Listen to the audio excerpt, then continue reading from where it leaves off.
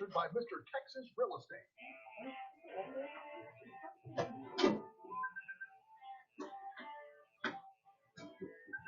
Welcome to the Texas Real Estate Radio Network with Mr. Texas Real Estate Jason Bible and Mr. California investor Robert Orfino. Join us as Jason and Robert talk about the hottest real estate market in the country, the entire state of Texas. Learn why Texas is such a great market to invest in and why it could be strong for years to come. Get ready to talk all things Texas on your new home on the way to the office. Texas Real Estate Radio. All right, good evening, everyone. Robert here with Mr. Texas Real Estate. This is the Texas Real Estate Radio Network. You're joining us tonight. Thank you all so much for listening. Appreciate it. We've been getting great feedback from a lot of you day traders that are all burnt out, and then you listen to our show. So thank you for that. Thank you for all the real estate folks that are watching and listening. I do appreciate it. I'm going to go over a few things. I'm flying solo a little bit today. I'm not sure if that last message meant he's coming to the studio and meeting someone, but we're going to get moving here. We've been a little bit delayed over at the Real Estate Center just really on paint. So we had to get the paint right. So our studio should be set up this week. You should be watching Jason live. I am going to Disney later this week, so I will be in Disney World. I'm very excited about that. We will certainly talk about that this hour since Jason's not here. But I do want to talk to you about you guys who are listening, you folks that are looking to do some real estate investing, expanding your portfolio. Again, no better time than right now if you have the cash. So I want to lay a caveat in there, if you have the cash. So I want to talk to you a little bit about banking, loans, and go through that. We're going to do a loan doc workshop update. Probably do that in the next 2 weeks. So look for that in on our boards and on our messaging. So here's what's going on in our world. The opportunities abound. We have a 5-house package right now that we're looking at. We went and did all our due diligence about a week and a half ago, and we got a contractor lined up with the right pricing. We got everything looks great. And so a year and a half ago, everyone would be jumping on this. Everyone would be absolutely pouncing on these deals, grabbing them. They wouldn't wait. But now, because of the way the banking is working, there's only the folks that really have capital to deploy can make a move on this. And so what has happened in a lot of this long-term financing, the non-QM we call, or commercial lending, not necessarily the Fannie or the Freddie stuff, but outside of that, this is for folks that want to hold the property in an LLC, right? Because the Fannie and Freddie won't fund the LLC, so they want to hold it to an LLC. Also for folks that want to, expand their portfolio out over the basic 10 loans that usually people in the Fannie Freddie world strive to achieve. But I've only ever met one person in my lifetime actually get 10 Fannie or Freddie loans, which was an amazing person to meet. So, but you understood how much income he had to debt. This was the key there. So there's all kinds of issues trying to get that 10. And I know you're told 10 over and over. If you're going to go down the Fannie Mae route, you're going to get these FHA, these conventional loans back for your rental properties. Assume you're going to max, you're going to get a 6. Just play it safe. And if you're building out your portfolio, planning the next 5 to 10 years of your life with real estate, think 6. Think 6. Unless you were like this dude who's got massive cash coming in, who really the loan to the debt to income ratio was solid there. However, if that doesn't work and you don't have 720, 740 FICO and you're floating around 680 to 720, that is where that non-QM product comes in. You hear us talking about it all the time. Non-QM. It's commercial loans. It's non-qualified. So the buyer itself is lightly qualified. I don't want to say non-qualified. He's lightly qualified. The property itself has more scrutiny than the actual buyer. Flip it over for Fannie and Freddie, where the buyer is scrutinized greatly and the property is a basic appraisal. So What is happening in our world is that we are seeing loan to cost, not loan to value. And we've talked about this a lot, but it's important to really get straight in your head. Loan to cost is, hey, all in, this thing is $100,000, these round numbers, and we're going to do 70% loan to cost, meaning we'll give you a mortgage for $70,000, and you have to bring $30,000 to the table. You get an appraisal done on the property, and that property is worth $150,000. But they're not doing the loan to value; they're going to do the loan to cost. So they're going to give you a mortgage, a $70,000 mortgage on a $150,000 property. You're going to have to bring 30 plus to close. So these days, what we're lining up for great success, massive financial success, because the long-term non-QM lenders, 30-year, 5-year, 10-year, 20 years, 30 years, all with a 30-year amortization, that's really important, are going off of loan to cost. Some will go off of loan to cost, off of loan to value. That's a hard money play with local banks. But most of these guys out there, the New York City guys, the South Carolina, the Malibu folks, even the folks over in Austin, are going off of loan to cost that doesn't exceed a loan to value number. So what does that mean on that $150,000 evaluation? You got to bring 30 to the table. So you have basically at the start of it, you have $80,000 in equity going in. You have $80,000 in equity at the beginning, which is fantastic.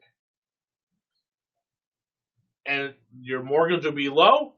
And if you're buying it at $150,000, then your rent should be at least $1,500, maybe more, $1,600, $1,800. So your debt to service ratio is going to be extremely high. Like everything we're doing these days is like 1.6 or higher. Even on and some of these guys will take we want to do the market average. Hey, the market average on this is, let's say it's 150,000 duplex, is 700 each side. That's the market average. And we're going to run that DSCR at 10% below the market average. So they're at 7 to 7 is 1,400. Minus 10%, it's 1,260, 1,260. Okay, we can cover everything. We're all good to go. But the reality is on that side by side, you probably can get 900 if you do it right. So you're 1,800 total on a $70,000 mortgage. Your DSCR is again through the roof. Those you don't know, DSCR, debt service coverage ratio, it's basically this. If I collect 1 month in rent, how many months of payments to the bank does that 1 month of rent cover? And typically the bank is looking for 1.25. We're looking for 1 1/4 months rent, mortgage payments covered by the rent. So there's a whole world out there, and it's really good if you have cash to deploy. It really, really is. Hey, this is Robert with Mr. Texas Real Estate, Texas Real Estate Radio Network. You guys want to get a hold of us, give us a shout at 281-401-9008. Text us there, 281-401-9008. Or go to our website, mrtxre.com. That's MR as in Mr., TX is in Texas, RE as in real estate.com, mrtxre.com. We'll come back, we'll talk more about loans.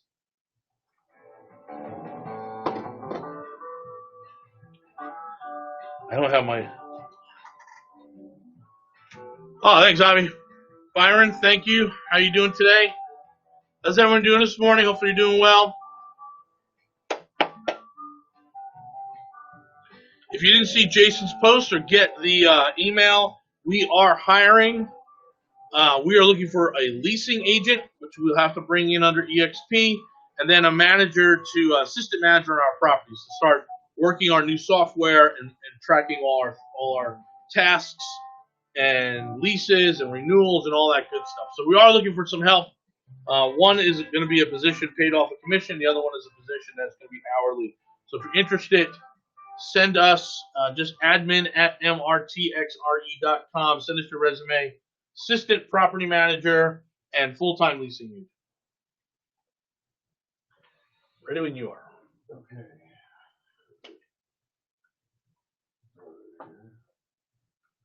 Morning, Juan.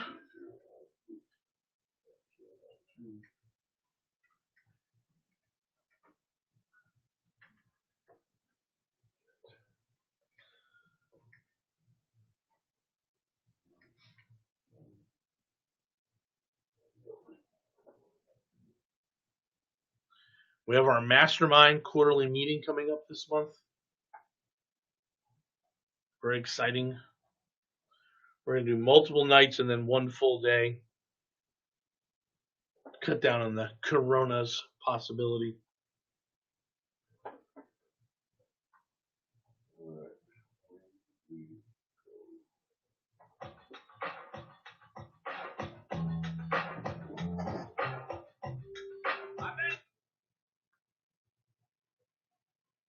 All right, welcome back. This is Robert with Mr. Texas Real Estate, Texas Real Estate Radio Network. Hey guys, we are talking about getting yourself into loans, getting yourself into a position to either start your portfolio or expand your portfolio, because this is a great time. There are lots and lots of deals, and we're looking at other markets other than Houston proper, just a little expanded out, looking down towards Surfside, which we talk about all the time, and Corpus, which we've been talking about for a couple of years now. But getting these loans are the difficult part. And I'm going to go into, first understanding the criteria, which we're just about finished with here. It's loan to cost. So let me give you a real world example.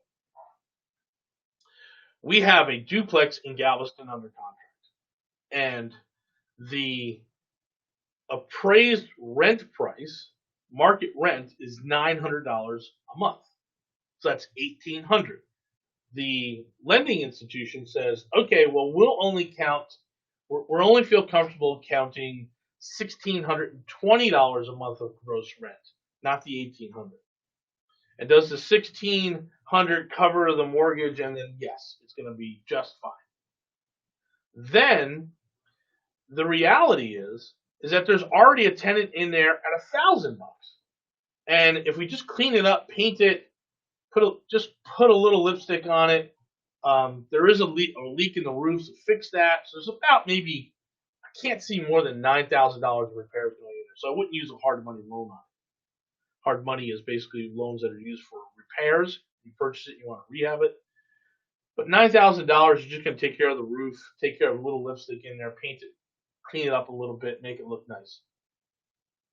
You should get $1,100. If you did Section 8, you might get $1,200. So let's assume we're going to go with Section 8. Now we got two doors, $2,400 a month. But remember, the bank is only going to count $1,620. Same thing on the value. Thing gets appraised at $160 as is. Like as is. It clearly could go up with a little love. But it's appraised at $160 as is. The cost is $135. So the purchaser has got to bring about $40,000 to an equity and some money to close. So call it $50 to get everything that needs to be done. They're bringing $50,000 to the table on 130 purchase, 40 of that going towards equity. Sure, $90,000 on $160,000 property, which could easily be $200 in a year with a little love. So now you're sitting at 50% equity in the house. Great deal. You got 50% equity from day one. And you got a DSCR that's off the charts, debt service coverage ratio, 1.8, 1.89. Wonderful deal. Everyone in their right mind should do that deal. The only hiccup, the only hurdle is cash to close. So $50,000. And when we run our numbers on that Section 8 number, the cash on cash return is still close to 20%. So that is a real deal that's going down right now. The purchasers in our mastermind, hey, it's more than I wanted to bring. I get it. I'm going to get the roof done, and I'm going to move forward on it because he's going to have $100,000 in equity sitting there, 50 of it being his. So would you put 50 in to make 50? That's kind of what he did, and he's going to make 20% cash on cash, which should pay for some of the little things that might happen over time. Upgrade it, get it to Section 8. It's a good play. But that world that we have out there in the RIA Club world, where they're going to show you how to get free real estate, yeah, that's not going to work now on a loan to cost evaluation. When it's loan to value, that would have been a great deal. It's 75%. Used to be 75% on a loan to value for a rental company, right? So on that 160, he would have had to have brought maybe $25,000 to the table, half. $25,000 out to get a duplex is a phenomenal number. But the way the banks and the lending institutions have flipped it these days is it's loan to cost. They're very conservative. The money is available. Here's the takeaway. 20 minutes into the program here. Money is available. It's conservative money.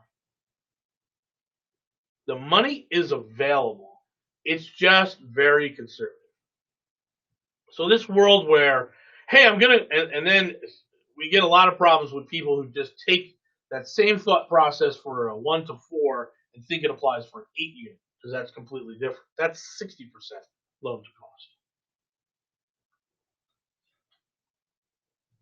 So the opportunity is out there if you have the cash. I do not believe you're going to be able to do a lot of buy and holds, even with the way we used to do big game hunting.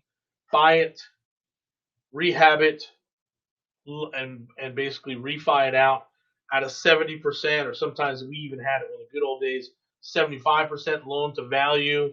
You had to bring maybe $10,000 to close on a duplex you bought. Those numbers worked great. That world doesn't exist anymore. That's not happening. I don't know how long, but I know it's not happening. So when we sit down and we talk about the mastermind, we'll be talking about a lot of it this month because we got another big quarterly event coming up. And we say, hey, you have to have at least $50,000 to deploy. This is what we're talking about. The $50,000 is still going to get 20% cash on cash. It's going to double the money in equity. It's going to be about $100,000 in equity in there. It's a duplex. It's going to be Section 8. And you're going to do okay with it. But you have to have that cash to deploy. So unfortunate, that world where, again, and I came from that world, free real estate, doing it for free. And it was took me 7 years in this business to actually do a deal that was 100% no money in. It took me 7 years to do it. So I don't think there are going to be a lot of newbies that are going to be able to manage this marketplace. And just be careful of the folks out still telling you that can happen. It's really difficult.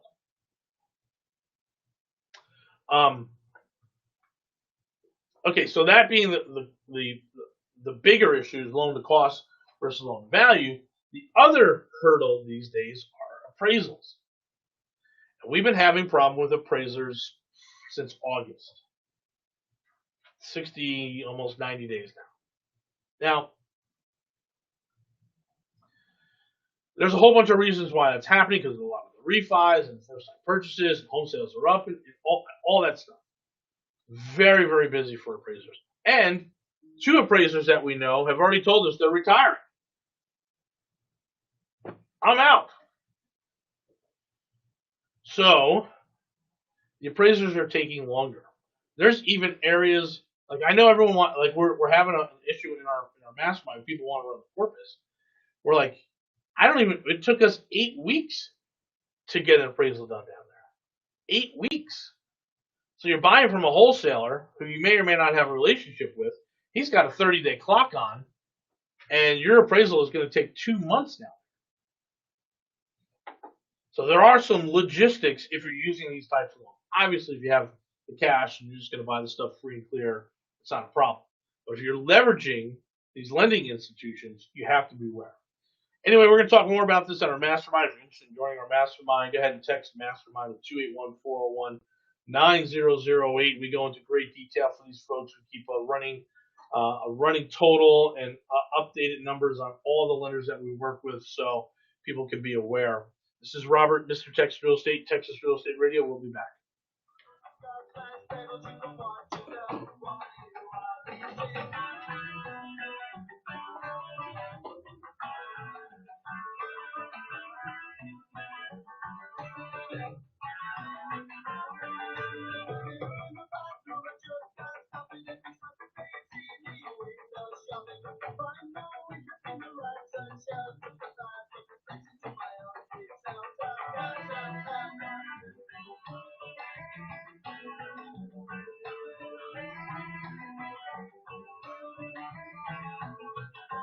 How are we all doing this morning?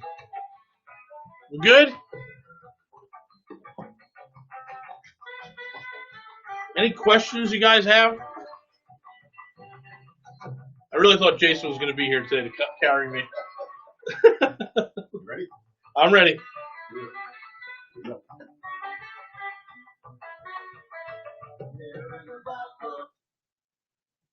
Hey, welcome back. This is Robert with Mr. Texas Real Estate. This is the Texas Real Estate Radio Network. Hey, so we're hiring. We'll talk a little bit about that for this segment. So we are growing. We're in complete growth mode. We've got all the challenges that any big company, small, mid-sized company that's trying to take the next step up to do growth has. And so we're just dealing with it. We're okay. We have $8 million in assets. So we can either borrow against it or sell off. The cash isn't going to be the problem. It's finding the right people that's going to be the problem. Right? So it is a massive, massive challenge to find all the right people.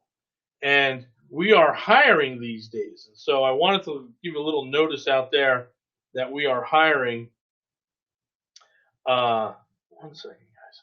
That we're going to be hiring out there. So we have to make sure that we're finding the right people. We didn't have the criteria built. Jason and I just put a little blast out over the weekend. I think we got like 14, 15 responses. So that's fantastic. And 2 of them were like exactly what we needed. So we're going to be reaching out. But if you are looking to join the Mr. Texas Real Estate team, the 2 open positions we have right now are assistant property manager. So essentially we have other property managers, outside sources. We need someone who can stay on top of that, manage it, put it through our own system, making sure that everything is stayed on top of. It is I don't want to. It's an excrement show out there, from what I'm hearing from a lot of folks with property managers. Because some months people pay the rent, some they don't pay the rent. We're not getting notified of that, so it's chaotic in that world, and I can understand it. So we just need someone from inside our home, inside our house, to stay on top of this stuff. And you don't need to be an agent for that. And we have a leasing agent. So we have some really good folks that take care of our properties and deal with our tenants and collect our rent. But not so much on the leasing side. So we want to bring in a leasing agent that will do all the leasing for us, stay on top of it, do the show, put the sign up, get pictures up on the internet as quickly as possible, do all the ads that we've ever done. And so that would be a full-time position for someone who wants to come in under EXP and do all our leases. We'll make you exclusive to the Mr. Texas State leases if you are until you can't handle the volume. So right now we're in the middle of purchasing or have bought 271 apartment and single family houses. So 271 doors. And we need someone to fill those doors. And so we need some help on that side. So again, it'll be exclusive. This will be a very, very good position if you've done leases before. I would say on average, you're going to have 5 to 7 a month. There'll be periods where you'll have to handle 10 to 15. There's a lot of leases. And right now we're transitioning a lot of the properties into rent ready. So I don't know, we've got 17 construction sites right now. So a lot of those are coming out, going into rent ready. They'll be yours. And I think you're going to have a really, really, really good opportunity to work with us. So where's the location? It's here in Houston. Both positions we'd like to work at our office. We have a massive bullpen set up so that we can communicate. You can get up from your desk, walk across the bullpen, and talk to someone who you need some information from. We've really set it up to be dynamic and fast-paced in tracking this. It's neither one of these positions are we really interested in having a majority of the time work from home. So that was a great question, Byron. We really, really want it focused in our building, moving forward in our building, working in that dynamic pace. And we've got a lot of other stuff going on. And once you come inside, you kind of figure out. It kind of will be. Most people are blown away when they see all the offices that are lined up and what we're working on. So, all right, guys, that is what we're doing. That's what we're hiring for. And we know that real estate's exploding out there. We've got more and more folks joining our EXP team. That's super exciting. EXP has been blowing out of the water, the number one growing brokerage in the country. Massive amounts of it. I think they took over I could be wrong on this, but I think the number one Remax team in the country just came over to EXP. And I'm going to tell you why. And this is part of that leasing position. You're going to join EXP. Here's the reason why. There's multiple ways to get paid. And though there are other companies that talk about profit share, we have revenue share. So the difference between all those other brokers that offer profit share and revenue share is thus. Profit is net after everything has been collected and paid for. And so there are a lot of folks out there who don't want to pay a lot of taxes on stuff, so they always try and work to zero. Right? So there's a lot of folks that will join these brokerages expecting to have profit share, and turns out year after year there's nothing, or it's just a token. $20 check, $60 check. Revenue share is different. Revenue share means off the top. It's the gross revenue. That right there is why people should join EXP if you're going to make real estate a career. If you're going to make real estate a career. If you're one of the 80, and there's an 80-20 rule in real estate, meaning 20% of the agents do 80% of the work. I always like to say it's 90-10, but for sake of argument, 20% of the agents do 80% of the work, which means 80% of the agents do only 20% of what's left. If you're part of that 80, and you know you're part of that 80 because you really aren't looking on your computer every morning, you don't have a drip campaign going, you're just kind of out there, and when someone says real estate, your ears perk up and you try and get a listing, right, or a representation. So it's not hot and heavy. You maybe go to the office twice a month. You know you're not giving the effort, right? It's really apparent. You don't have to prove it to me. You just prove it to yourself, and if you look internally, you'll find out, hey, I'm part of the 80, not the 20. You'll know because the 20% of the folks always have these stupid banners and plaques on the wall everywhere and little pictures and this person of the month, this something of the month. Those are the 20. They're doing their deals. So if you're part of that 20, we'd love to have a conversation with you because we buy lots of property. We deploy properties. We have lots of leases. We want folks that are dynamic, that already know how to run their own business. And with a bonus of joining Mr. Texas Real Estate and the Club 45 group, knowing that you're going to get deals from us, that will just basically really sort of blow out your business. But if you're part of the 80, it's probably not going to be a good fit. It's really not. Right? I mean, we talked to my buddy Henry. Henry does 18 deals a month himself, on top of running a team that probably does another 12. So he's doing 30 a month. Versus someone who says, hey, I'm a great listing agent. I'm awesome. Look how great I am. How many deals have you done? I've done 2. How long have you been an agent? Well, off and on now for about 2 years. Okay. That's part of the 80. Now, if you want to come in and dedicate yourself and do all those things, we have a home for you. We'll help you with that. But really, whether you're a full-time agent that's running their own business versus someone who's just playing. Yeah, is what it is. So if you're part of that 20, we'd love to have you.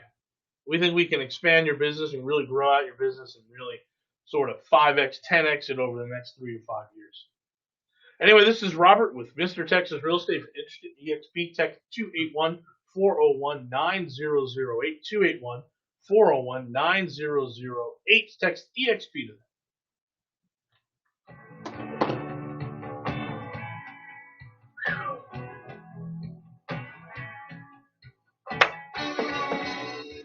All right, guys, you're watching. I'm going to do a few job walks this morning.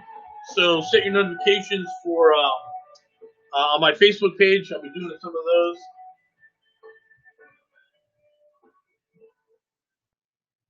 One more segment, and that should be there. Hold on a second. I got to. Okay.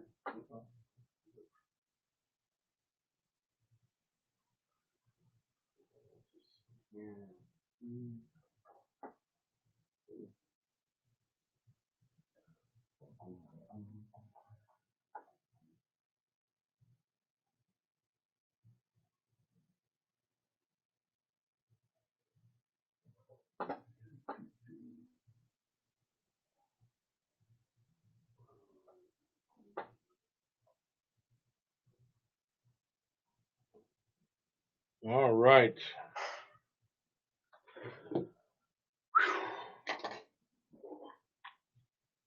Well, it's lonesome in this old.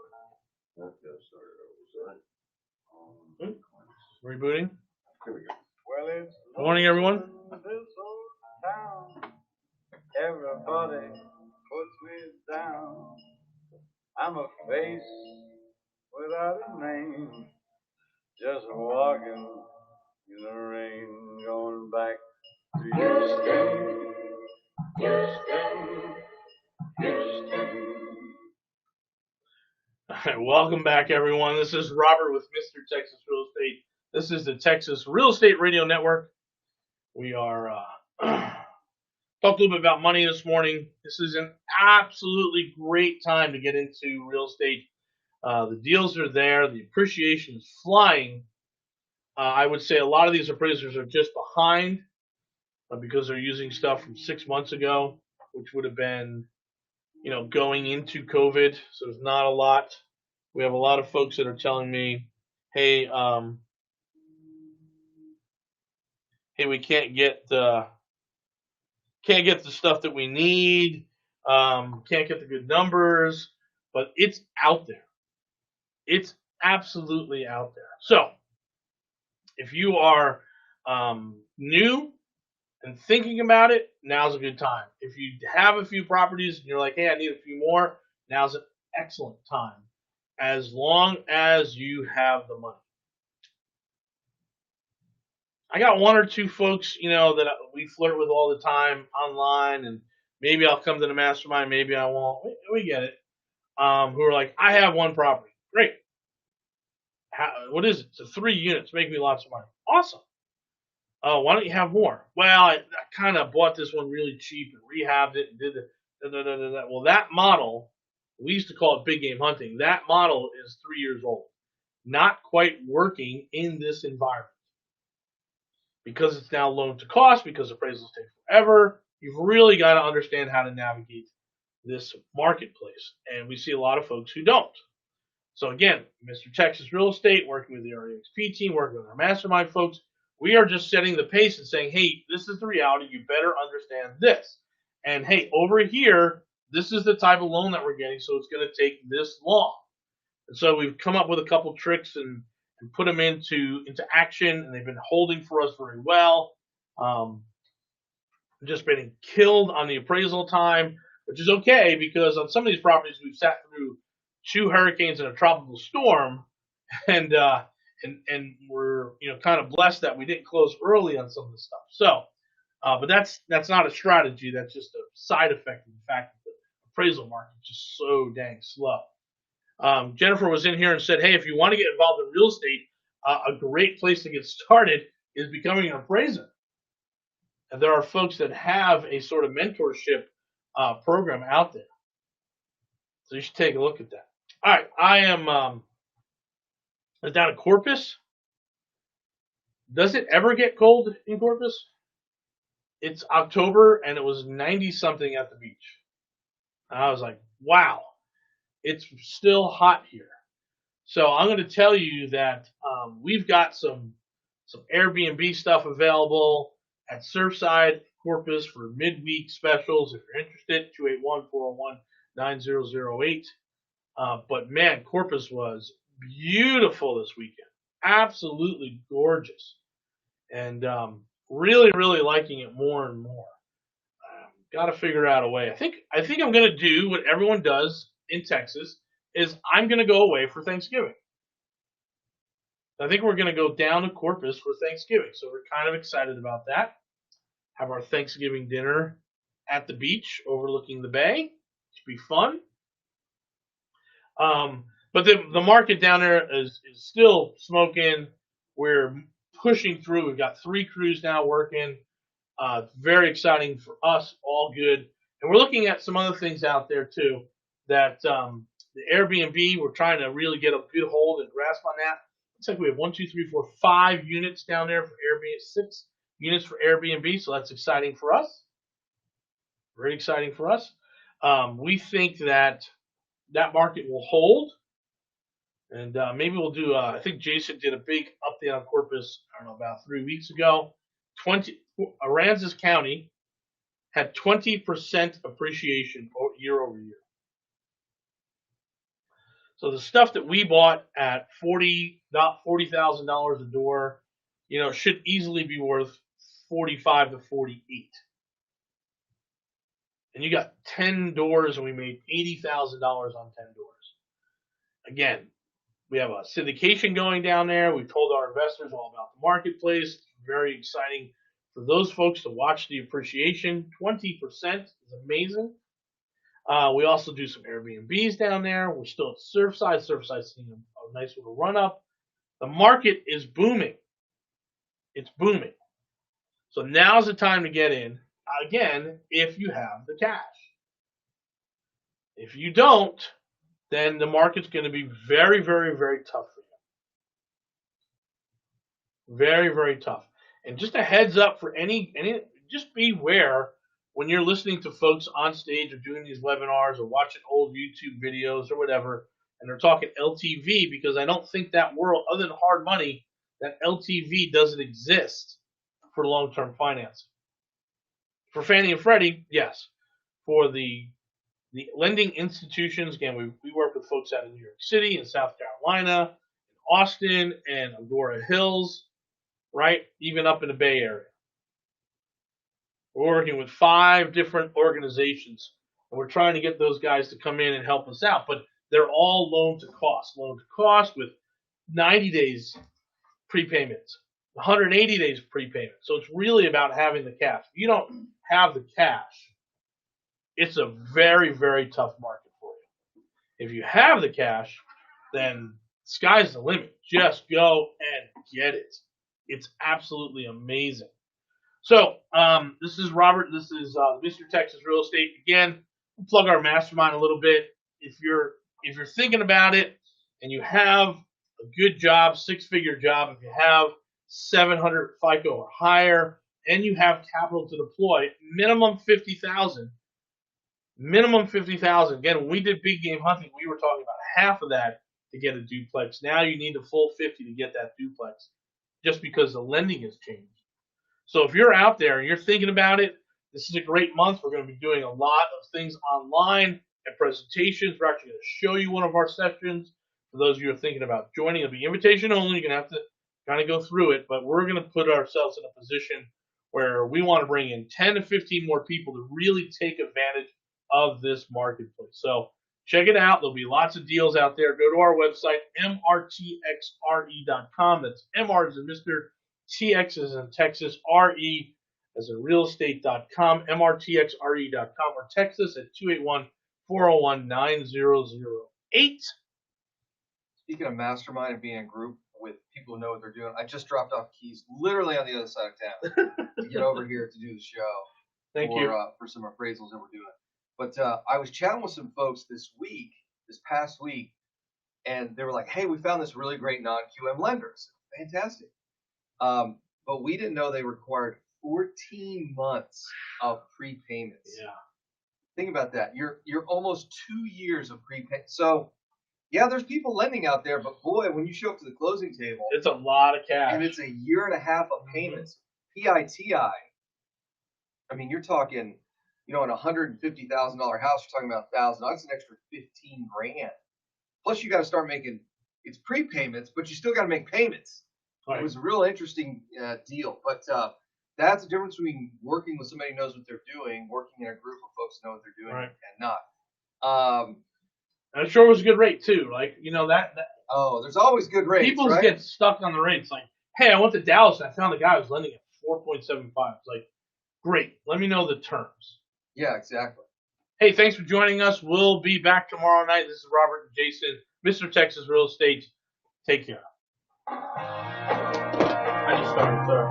No, I figured you would have. It does, Byron. You got to commit. But I can tell you, more and more of those guys are retiring. We just talked to a guy. So we lined up.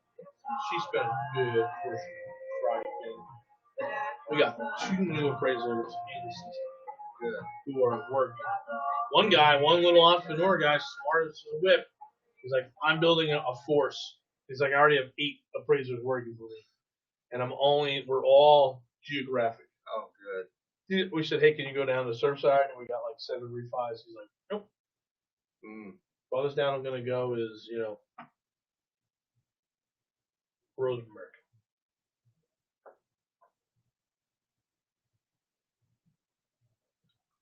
Hey, thanks for watching. Appreciate it. We're going to do another hour here. Sure, we're going to talk a little more recent events. Any questions, let us know. Appreciate you guys checking us out, hanging with us. It's Columbus Day.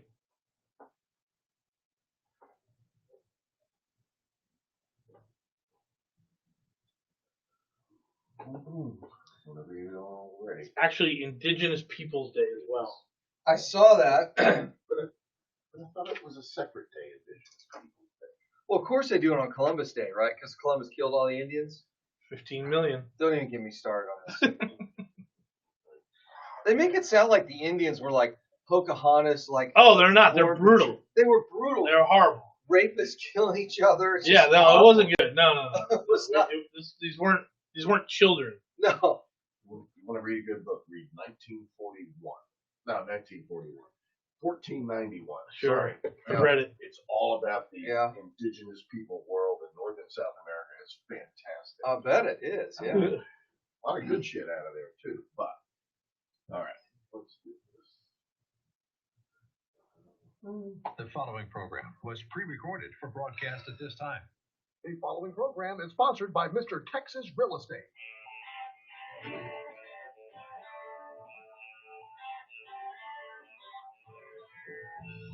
Welcome to the Texas Real Estate Radio Network with Mr. Texas Real Estate Jason Bible and Mr. California Investor Robert Orfino. Join us as Jason and Robert talk about the hottest real estate market in the country, the entire state of Texas. Learn why Texas is such a great market to invest in and why it could be strong for years to come. Get ready to talk all things Texas on your new home on the way to the office. Texas Real Estate Radio. All right, so we have a huge programming announcement. I've been having problems on Facebook Live for the last 2 weeks. Because I'm posting a lot of Corona stuff and a lot of politics. Trump. I just got the notice today. I'm banned until after the election. You're out. No videos for me on my Nothing. personal page until November the 6th. Out. So, now, here's what's funny. I was watching Joe Rogan last night. Yep. And he was, I can't remember who the interview was. I think they just didn't like your DJ playing. I think that's what You think that's what it is? I don't think it is. I don't, because usually I get a warning like, hey, this is, they'll send me a message saying this is copywritten, and we just, they just take out the music. Yeah. So, no, I think the final straw was when I said, chicken wings and Coke equals cure for COVID. Yeah, that we got. That was, I think, the final straw for Facebook. So what's funny is I'm watching this clip of Joe Rogan who's interviewing a psychologist. They're talking about narcissists, right? and they were talking about these. I can't remember what it is. It's like they're covert narcissists. They're that's the wrong term. They're introverts that are narcissists. Yes. Like they believe that they should be bigger than they really are. Oh, yes. But nobody's ever heard of them. Sure. So he said it's kind of like the guy that has 1,000 followers, and he'd have more if he wasn't being repressed, but because they know like his message got out. And Joe's like, dude, you only have 1,000 followers. And I was like, no, wait a minute, I got a lot more followers than that. I'm like, no, they really are. They really are suppressing the message at this point. So anyway, I'm going to start doing stuff. My YouTube, my Facebook lives are going to go to YouTube. So I'm just going to start doing those from now on. We're in a hypersensitive world right now. Hypersensitive time. We are. And evidently the cure for COVID is not chicken wings and Coke, even though that's what the president was on. I finally watched that interview, by the way. Which one? The one that Trump did with Dr. Mike. Oh, it's awesome. On Fox. It's great. But my favorite part of that interview is when he starts talking about what he's been on. And if you remember the battle I had, not only with the people about masks, and then HCQ, I had this huge epic battle with all the medical professionals. Not really. But, I guess our frontline doctors over here are talking about HCQ. Everyone forgot that Trump was on HCQ. Yes. Oops, I guess it didn't work. Like I told you guys, it doesn't really work. I mean, it kind of works, right? Oh, very good. I'm like, do you guys remember this controversy? Like, Jason, you understand what you're talking about? Like, no, actually, I do have a background in healthcare. It didn't work, yeah. Do have an undergrad in environmental science and chemistry. So you explain to me how HCQ actually works. Okay, explain to me that paper you are referencing, right? So, lo and behold, guess what? He goes to the hospital. What immediately happens? They put him on the T-cell transfusion. Yep. And they put him on. Put him on air. They got to get him oxygen. They did actually put him on oxygen several times. And I don't know the entire course of treatment, but literally they pumped him so full of stuff. Yeah, he felt like a god. Yeah, like 20 years younger. Yeah. Like who knew chicken wings and Diet Coke every day? Kneel before Zod. Yeah, that's right. So, anyways, I find it funny all these controversies I get embroiled in. Nobody ever comes back and says, hey, man, you were right about all that. I was like, that's okay. You don't have to tell me. Facebook just bans me. I'm totally okay with that. Well, check in on our noon update if you want to see I told you so for an hour. Just let's not get banned from YouTube. We won't get banned from you. You gotta get. You gotta be. Yeah. I saw Alex Jones back on YouTube. Yeah, I think you know why. What happened? I think it's that money. Oh, really? They know when Alex is there, they're making money, right? Yeah.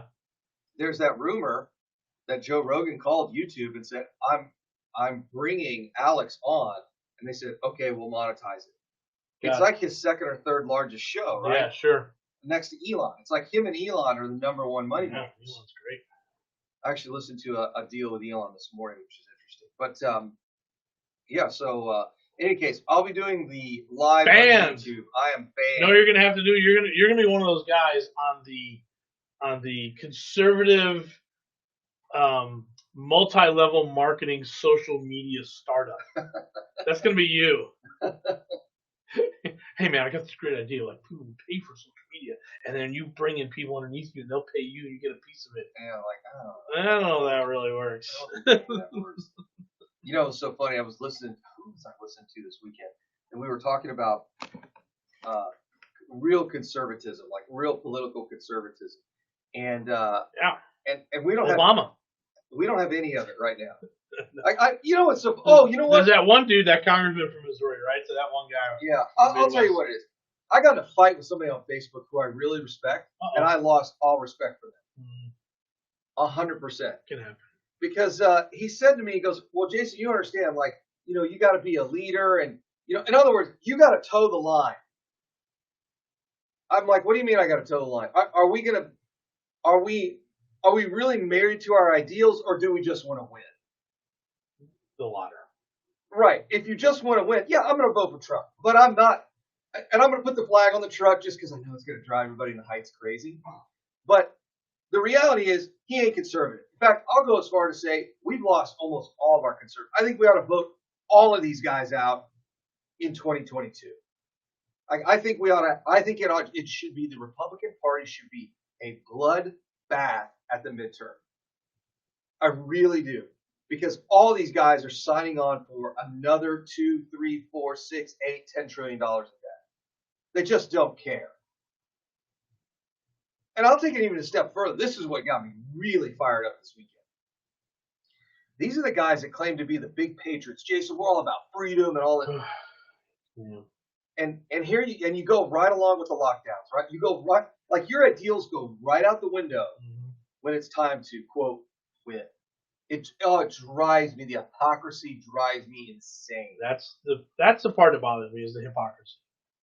Because if they were genuine to their beliefs, and I've been poking fun at this whole thing for the last few weeks, they'd look back at Obama and really see that the guy did a great job based on your beliefs. Yes, if you're looking at it as compared to this, as compared to Trump, yes, you're absolutely right. With exception of foreign policy, right? Yes, which is right. Foreign policy under Trump, I think, has actually been really great. But if you really look at the domestic stuff, if you look at the spending, if you, compared to what we'd seen in the past, it's really not that bad, right? I agree 1,000%. And again, for me, I don't know what's wrong with me because I can look at both sides and hold both sides in my head, like Matheson was saying. And I'm looking back and I'm like, okay, so I think pretty much this race is over. They're not moving in great positions. So I started looking out there. What does 2024 look like? And I'll tell you a guy that I really like. Asa Hutchinson. He's a governor. He's also been a senator, and he's a conservative. Yeah. But he's governed. Yeah, he's actually run something. So you have to take the beliefs and your ideals and actually put them to work and make he's the governor of Arkansas. Make that state thrive, right? Yeah. Or at least survive, right? Sam Brownback became the governor of Kansas and put all his conservative ideas in position and destroyed the state. Yeah. Right? So I started looking out, hey, what's 2024 look like? And I started looking at him, and I would happily drive across state lines and see a few of his rallies. Hey, this is Robert Jason. We'll be back. So I listened to a couple of interviews with a guy that's down there in South Carolina, and I'm watching and listening to him like, oh man, if Graham doesn't get his shit together, he is going to be completely crushed. That dude, whoa, you heard the let go? That dude is doing well. Because he's got nothing to attack. He's like, I'm a school teacher. Right? Nothing to attack. And he raised $57 million in third quarter. Or 51. Something ridiculous. Yeah. And you listen to him, you go, oh my gosh, he doesn't even sound like a Democrat. You're like, right? Oh, jeez. No, he sounds like him. Sounds like a Gamecock, right? Sounds like he's from South Carolina. Hey, this is who I am. Right? Yep. It's a great song. Remember, the third term is always the hardest. As a senator. It's a great song. I don't know. I got all fired up this weekend. I'm sitting there reading this stuff, and I'm like, it's so funny. It's like, well, Jason, you don't understand as a, quote, leader. I'm like, let's be honest, man. I got a goofball radio show. Now, don't get me wrong. I appreciate everybody that listens and all that, but I really don't think I'm swaying a lot of votes out here. Like, I'm just going to tell you that right now. We're not politically influencing anyone. We are, however, hopefully getting them to buy more real estate. That's right. Take a look at what we're doing. Yeah, and this is what I told this guy, because I didn't really understand what his comment was. And I said, look, Rob and I are going to make piles of money regardless of who's in office. Yeah, it doesn't matter. And he was like, well, that's not kind of what I meant. And I'm like, well, I'm taking care of us. Right. So you guys could go and pretend everything's okay because you're going to vote for Trump, but no one's keeping him accountable on the domestic side. You can go play that game like everything's okay. It's not. What I think is amazing is no one has the courage to keep him accountable. That's what I find so fascinating. That's what I find so fascinating about this whole thing, because there's a whole bunch of conservatives that should be calling him out. I get it. We have to, quote, win. Well, I can tell you there's 7 Republican senators that have distanced themselves in the last 4 weeks. There was a great debate in Arizona versus Kelly and McSally, and they asked her, "Hey, are you proud of the president?" She wouldn't say it.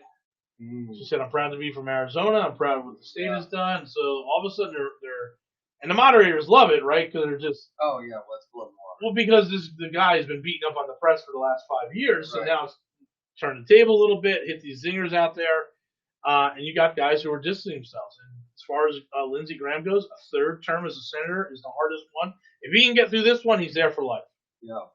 The third one is the one that usually most of those usually you get two, and it's that third one that's really, really tough. There's not a lot of one-term senators, and there's not a lot of three-term senators. So for him, he's in the battle of his life, and he unfortunately, he carried the water for the president, and it's when you start getting shifting geopolitical areas of the country, because people are going to start moving to, a lot of nice cities in South Carolina, on the northwest side of the state. You get different populations growing. People are leaving the north. You see an exodus now coming back to the south. Yeah, you're going to have some shifting politics and some shifting opinions. I think the problem with Graham is a lot of these guys come out and do like everybody thinks they're the alpha male, right? So Graham comes out and he says stuff like, no, we won't do the Supreme Court, we won't do that. And then all of a sudden, when it's to his advantage, oh no, we need to slam this nominee through. Not only that, he said, "Call me out." Yeah, call me out if I change my. Which he could have just said at the debate when he got called out. He said, "Look, elections have consequences. We won. We're not so sure we're going to win this next one. So yeah, we want to put our Supreme Court justice in. Just own it right there, like a grown man." We have that sort of. Well, that's the thing, and that's what I keep. There's a sort of Roy Cohen-esque, if that's even a word, philosophy that has come down amongst the Republicans, where we never say we're wrong. Never, ever, ever say you're wrong, right? Well, now I completely agree with you. You never apologize. And never apologize. In public office, you can't. Yep. But I could totally stand on that stage and say, "Hey, I'm glad you called me out on it. This is why I changed my mind." The problem is guys like him aren't going to own it. If he loses it, he's going to lose it because he's not owning it. You just come out and own it and say, "This is why we changed our mind. This is why I changed my mind. This is why we're going to put that Supreme Court justice in." Biden's doing it right now. You guys, there's a great quote. He's about to get on the plane. Biden's standing there next to Kamala. Well, not next to, because the Democrats ought to be 17 feet away from each other. At least. So he's standing there, and they started asking about the adding Supreme Court justices and packing the court. And he said this was amazing. "Well, if I answer that question, it's going to be front page news on all your papers." Right.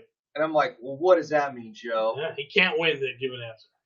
Well, just give the honest answer. Right. And if the honest answer is no, which I believe he will not pack the courts, he loses the progressive left. Well, they'll and it's not that he loses them. He loses, 0.5% of them don't come out and vote. Right. So that's the thing. He's got this is not a Joe Biden thought to pack the courts. This is a left, really, really progressive, call them progressive left, right? Side of it's like, hey, let's take the court to 11. So we can add 2 more, right, and balance it out. He can't say, "No, I would never do that. That's ridiculous." It's, blah, blah, blah, which I think is his position. He's saying, "Hey, guess what? If you can get 60 senators in place, we can do this. Mm-hmm. If you can't get 66 or whatever it is, you can't, then it's just political shenanigans." Well, but again, you sit back and own it and say, "Hey, you guys got to call Congress. That's up to the Senate." Yeah, it is absolutely it's up absolutely to the Senate. it's out of my hands. Get 60 of these guys and gals around the table so you can get them to agree for 10 minutes. So he's got a thin line, but I don't even think people understand about packing the court. I don't think they get it. I don't think it's a hot button issue. I think it's still COVID. I still think it's security and safety. I don't think packing the court is up there. I think this justice that is being interviewed today is up there, but I don't. It's a great gotcha question, and he's just totally said, "I'm not going to answer it." It kind of goes back to the same game that we're all playing right now, right? But at the end of the day, it's so funny. I look at the underlying numbers and then I try and add in these error factors, right? Tim Pool brought up another great point this weekend. He's like, "I think that the silent majority is even bigger this year." I'm like, well, it has to be because Biden is winning by twice the margin that Hillary is in the same swing states. So I get all these guys that are running around on Facebook saying, and on Fox News and everywhere else, they're saying, polls are wrong, polls are wrong, polls are wrong. I'm like, dude, they have to be wrong by double. So explain to me the silent majority has to be twice as big as it was before. And don't get me wrong, there's nobody at Biden rallies. But the Trump rallies are not nearly as big as they were when he was coming in at 16. So and then I'm trying to tease out, Real Clear Politics does a great job of showing you all this stuff, but you can't parse out the data. Like it'll show you likely voters and registered voters, but I'm like, I just want to see the RVs. Yeah. Like I just want to see the RVs to get a real number. Well, so, I think, I looked at it last night. I think Biden's at 278, pretty solid. I think he wins Michigan. I think he wins Wisconsin. I think he takes Pennsylvania, and I think he takes Nevada. That puts him at 278. So that means that Trump's got to basically run the table on everything else. Yeah. That means he wins Arizona. Trump wins Arizona. Trump wins North Carolina. Trump wins Florida. Trump wins Ohio. Trump wins Georgia. There's a lot of these that are in play here that Iowa. Trump would have to win Iowa, right? So there's a lot. It's an uphill climb for the president. I believe there is still that sort of majority that doesn't get polled. I just don't think it's double. And I got to tell you, how much time we have? We have a minute here left. I have become so turned off by Tim Pool now. Oh, because he just thrown out the red meat. He is not even, I liked him. I like the transition. 99%, whatever, the 90% or 99% or 1% or over into that. I was like, okay, good. The guy's opening his eyes a little bit. But now it's just all, there's no impartiality. There's no, he is drooling, frothing from the mouth on all this crap. And, hey, guess what, guys? We're going into this is the 3 weeks of absolute unsubstantiated conjecture. It's going to be everywhere. Mm-hmm. Everywhere. There's just nothing is real, right? So every time something happens, it's going to be Trump's fault or Biden's fault or AOC's fault. And when we get down to it, we'll look at it later and it won't be anything like we reported. But we're in 3 weeks where the news cycle is hyper fast, so we can just throw anything out there. Oh, that's true. And Tim eats it up, and it's like, come on, dude, that's not real. Well, it doesn't help they does like 12 hours of content a day, right? He's obviously not getting paid enough by YouTube. All right, guys, we'll be back.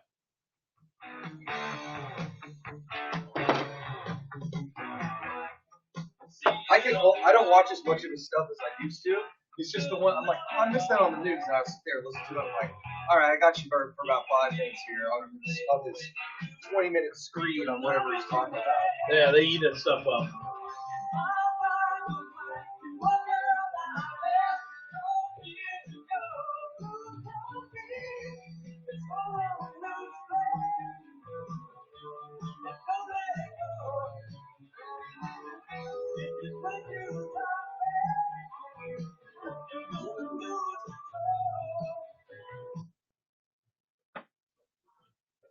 That was.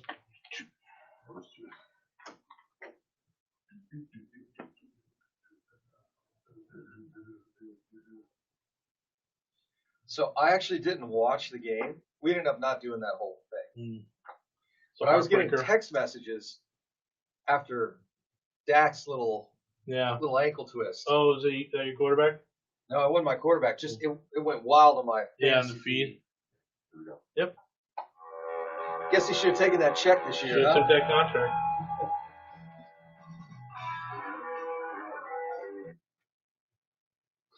Yeah, I'm sure there was a conversation with the agent over the summer.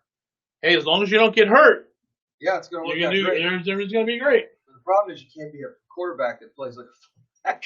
Yeah, well, that was, So if you guys have missed Dak Prescott, I did not watch it live. That was a heartbreaker. But the guys on my fantasy football, we've got a big group text, and all of a sudden I start seeing half of them are MDs, and they were like, "Hey, I'm not a I'm not a podiatrist, but I'm saying that's not the natural skeletal structure is not made to go in that direction." And then a couple of the other guys, there was a guy in there is like, we're gonna go ahead and call the orthopedist on this one, and this is probably a season ender here. I don't know what the latest update is. Yeah, I don't know. I didn't look at it this morning. I'm sure it's going to be on ESPN until Sunday. So it's not looking good for the Cowboys. Although I will tell you that check they wrote for Zeke's probably looking a lot better, isn't it? It sure is. You better have that boy on all the B12, vitamin E, and all that, because he is about to carry that team. America's team. I'm a Giants fan. That was a heartbreaker for me. I thought for sure we're gonna win one. Dalton beat us? You gotta be kidding me. That's how horrible we are. Who was it? Atlanta? They went 0-5 and they just fired the GM and the coach. I can't remember the guy's name, but the Giants. We have a developmental problem in the quarterback. Other than that, I'm happy with the defense. I'm very, very happy with the Giants' defense. I think they're playing aggressive. They're playing smart. I'm happy with it. We've got some injuries that hurt us, but so be it. And it's the offensive line again. And I think the Giants are a team that needed 4 preseason games.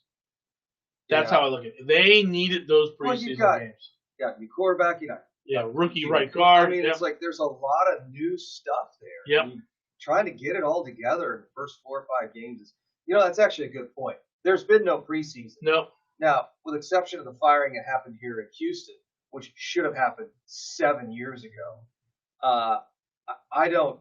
If you got a team that goes 0-3, 0-4, 0-5, I'm like, well, there's no preseason, guys. Yeah. And so this would have been their first game after 4 preseason games. I liked it. I was like, I think they played well. We've got a quarterback that still's got a problem holding on to the football, still makes bad passes under pressure, and I don't think our quarterback, Daniel Jones, sees the entire field. I always think from day one, I was like, this guy is not checking off his receivers. He gets zeroed in on someone, they're making bad passes, he's getting the panic, he zeroes in on the number 1 or the number 2. He's not checking down. When he does check down, he does phenomenal. And I think when the pressure's on, he doesn't check down. So I think I don't know how you fix that, but you got to. Well, let's compare professional football to college. Yeah. I don't think most people realize the huge gap between those 2 arenas. Oh, yeah. The NFL is so much faster. Yeah, for sure. And you get these young guys right out of college. If they don't get enough time seeing it, it's really hard to. You get a rookie quarterback, and he's not played at enough professional level games, even in the preseason. I don't think he gets to see it enough. Yeah, people don't understand. I mean, in college, let's call it 100 Division I teams and 100 players per team, right? So that's 10,000. Yeah. And let's just say half of them are garbage. 5,000 that are above the 50% mark, just statistically. The NFL only takes 240 of that 5,000. And most of those guys don't make it, right? They don't hold it, right? So maybe 120 positions available for the 10,000 players in college. And most of those guys won't start. No, they don't start, and it's all about speed. You're right. They're all picking guys who are moving the fastest, making the plays the fastest. Who gets the ball the fastest? Who gets their hands up fast? Who can get back? Takes that 5-step drop, the 7-step drop, 3-step drop. Who's releasing it faster? It's always about speed, and that's always it. And the game is moving faster too. So it's the speed, and then now we got a guy he's got the talent, he's got the skills, right?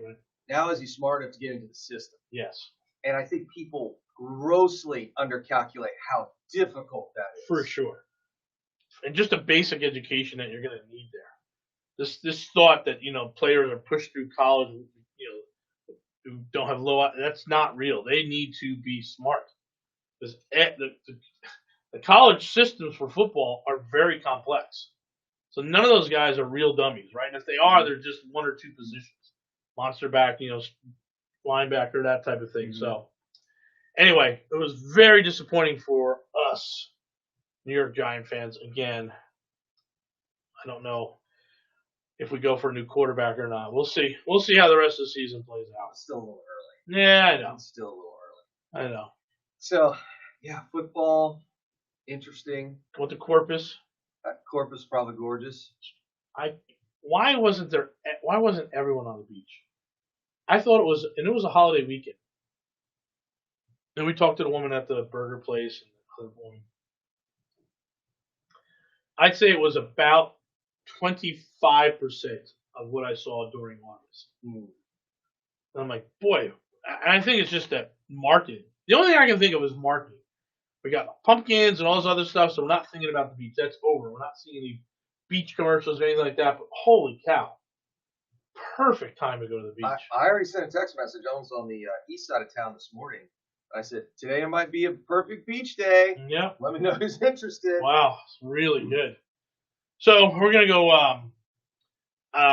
We didn't get enough done this weekend, but we also have Disney coming up. So I'm out Wednesday morning. For the rest of the week. You see me on Monday. So we probably. I had to go down and take some pictures of progress and get all that stuff. We put in for 50 grand in draws and 4 more stops today. Get all the draw thing going. But anyway, the market down there is still on fire. I was looking at Port Aransas again. I'm like, God, look at these numbers. They're almost unattainable. They're almost all retail. Oh, even the houses. Yeah, even the ones that are dated. It's all retail now. You cannot find a deal or two down there. Even the lot values. Mm-hmm. I was talking to one of the brokers we do business with down there, and she's like, "We're done. We are 100% recovered from Harvey." Oh yeah. She said the prices are so high. She's like, she told me, and I told her already, if I knew at the beginning of the summer what it was going to be like, I would have priced everything 20% higher, and I would have gotten it. This is see, I told you so. Yeah. 3 to 5 years after a hurricane to recover. So we've got 5 Airbnbs that'll all be matured and rented next summer, so we're excited about that. And then that 2-unit came down, I'm not sure, $379, kind of ready to go. Is that the one you put on my desk? Yeah. I looked at it, I'm like, man, that's kind of steep. I know.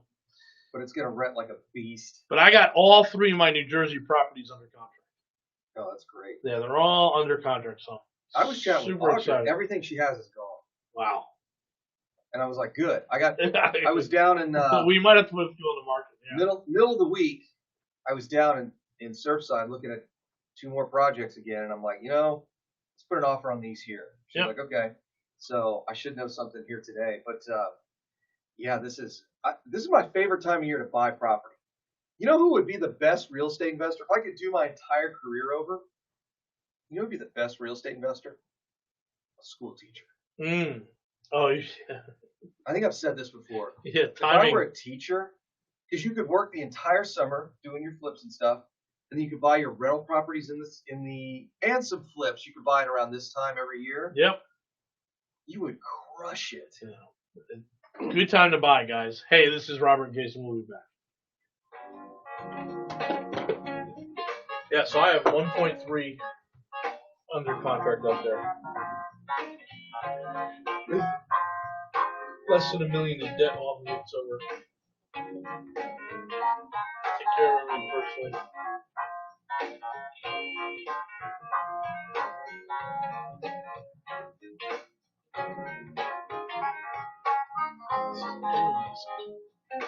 I can't see. Is anyone watching?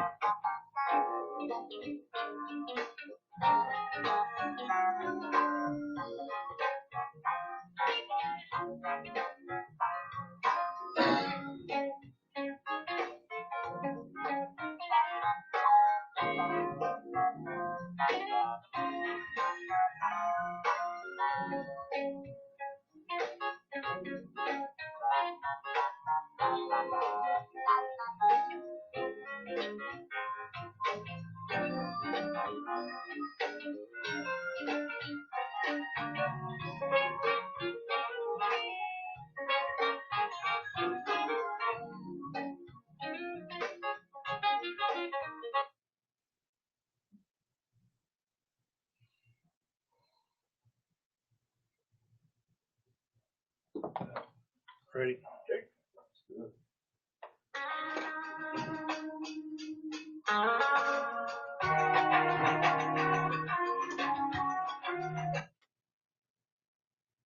This is what it feels like to be Milo.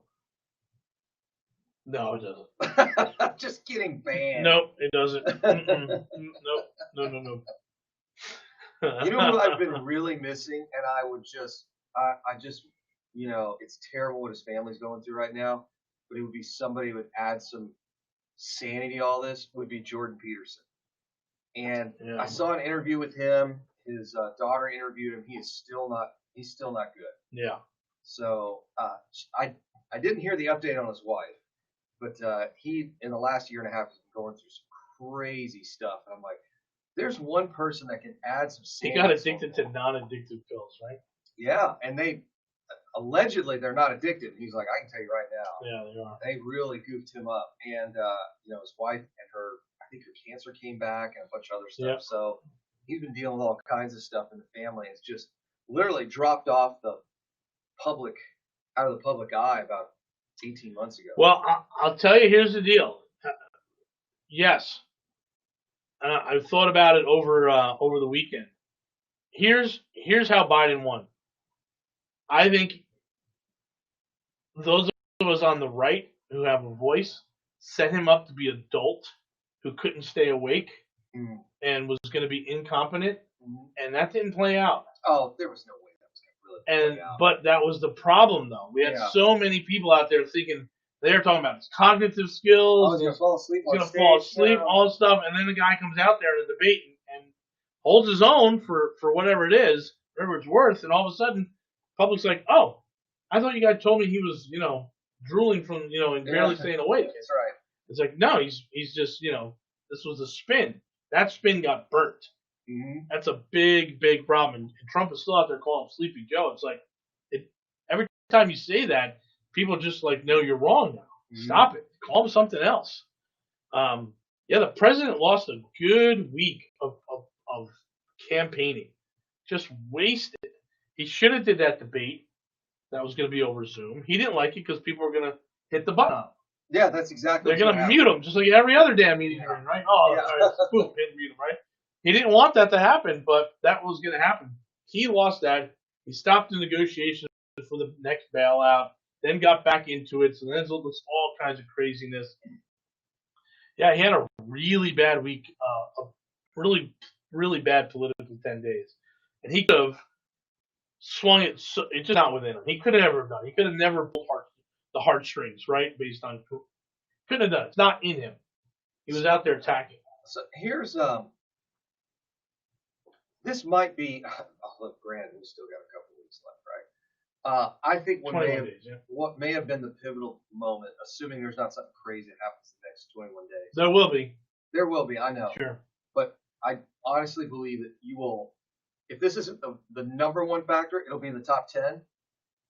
If Trump loses, it's because he didn't wear a stupid mask and got coronavirus in the middle of this. He definitely, it will. You're right, because we shifted from a conversation about the economy and a conversation about law and order into COVID for 14 days. Right. And even if I think if you take the change in where the national focus is from the coronavirus, just the fact that he's not on the campaign trail for the last 8 or 9 days has been enormously impactful. People are voting. And that's what I kept. Yeah, I keep voting telling right now. Like, oh, Jason, he's fine. It's not that big a deal. I'm like, no, people are voting right now. Right now, yeah. In the middle of this. Yes. And not this. It doesn't have anything to do with the attention. It's now moved to something else. I'm like, just the fact that he's not out there is a problem. Right. So it's going to be interesting. I'm just watching all this, watching people kind of do backflips and, who's more conservative, less conservative, all that kind of stuff. And I'm like, yeah, when you're begging for another $2-3 trillion in stimulus, why we need it, I don't know. I read I'll tell you what, Peter Schiff is going nuts right now. Well, sure he is. Here's the deal. If these kind of stimulus packages really worked, we do them all the time. Yes. Not just in the middle of a crisis. And to your point, which I think was very astute last week, is they've printed $12 trillion, but the money won't get out to the public for another couple of years. Absolutely. Right. In fact, the stimulus packages, all these packages are so large, even if Trump's reelected, they may not be implemented until after he's out of office. 59 up. Yeah. All that construction. I'm like, Elon Musk can build a factory in 11 months here in Texas. Yeah. And it's going to take 5 years to complete this highway. Yes. And that was Obama money. Right. Trump's going to be gone. We'll be on our third president time the highway system here in Houston has used all the money from Obama. I don't think people understand. Let me explain it this way. If somebody walked in the door and gave you and I $1 billion in cash, yeah, which doesn't sound like a lot anymore, they said, Jason Rogers, $1 billion. Go build your real estate empire. Mike, you don't understand. We only have, how many crews do we have? 7? 9? Yeah, it would take years. It would take us years to get to that point. Yeah. So you can print all this money you want. The reality is $100 million we couldn't get done. $100 million would be tough. Yeah. I mean, $30 million we can pay off.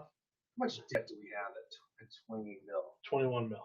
But about 20. About 20 mil. So even if somebody wrote us a $50 million check, yeah, we would have to grow by a factor of 5 to spend that in a year. People don't understand. The law of large numbers loses, 95% of the population. Well, and so I started having this thought process, and then I start going back to when people tell me the real estate market's going to crash. And I'm like, you don't understand. We have to have 10 months of inventory in Texas before we even see reductions in prices. Not even a crash. Right. Just a price reduction. So it'll be very interesting to see if that January dip happens here. I don't think it's going to be big. There'll be a small one, but I don't think it's going to be a big one. Interesting.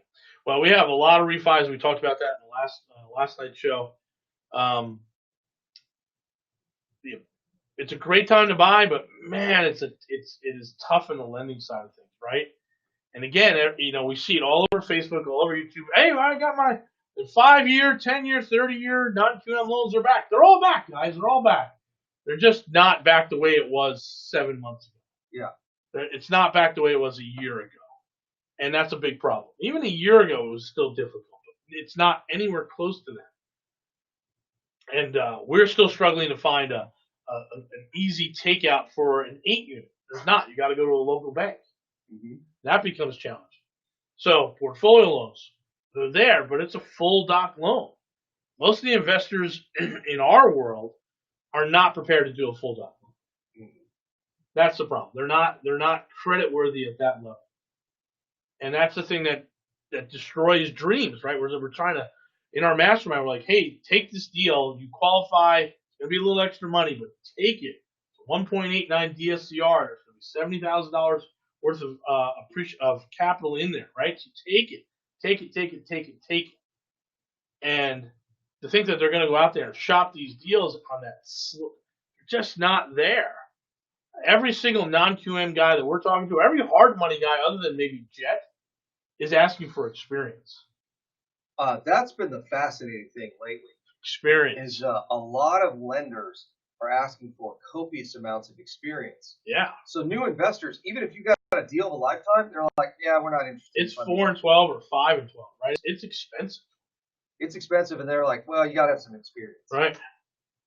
Experience matters, right? Experience matters. We're trying, again, we get some people in our mastermind very aggressive. They want to leap forward right into small apartments. Like, how much experience do you have?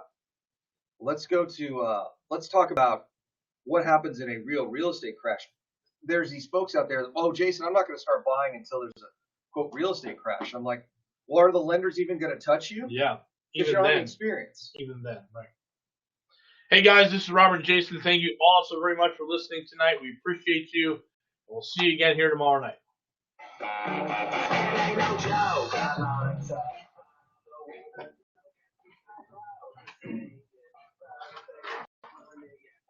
£8. Oh, look at you. Wow. Now,